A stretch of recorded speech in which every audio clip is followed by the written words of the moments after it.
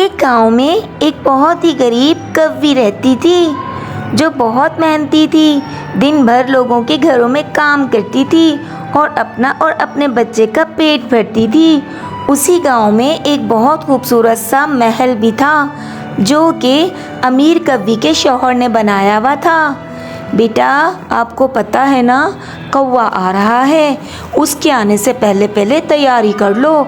तुम्हें पता है ईद भी करीब है और वो दुबई से आएगा। सुनना, बात सुनो, बड़ी बेगम साहिबा का शौहर आ रहा है दुबई से। मुझे वहाँ बहुत देर हो जाएगी। परेशान मत होना, मैं तुम्हारे लिए वहाँ से खाना लेकर आऊँगी। और हाँ, बाहर मत निकलना, कहीं तुम बाहर निकल जाओ। ठीक है माँ, मैं आपका इंतज़ार करूँगा। पर आपको पता है ना, मुझे बहुत भूख लगती है। माँ, आप शाम होने से पहले आना। कभी तुम्हें पता है मेरा शौहर आ रहा है। घर के सारे काम निपटा दो, सफाइयाँ कर लो और घर को पूरा सजा दो। इलेक्ट्रिक वाले को बोलो कि आगे घर की सजावट कर दे। घर के अंदर और घर के बाहर मुझे फुल डेकोरेशन चाहिए। जी बेगम साहिबा, मैं इलेक्ट्रिक वाले से बात कर लूँगी।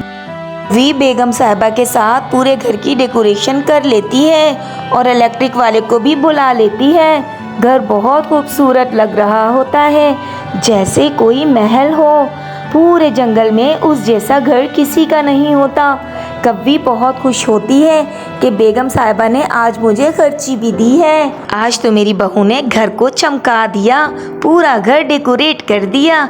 अंदर से भी और बाहर से भी बहुत अच्छी डेकोरेशन की है। शुक्रिया माँ।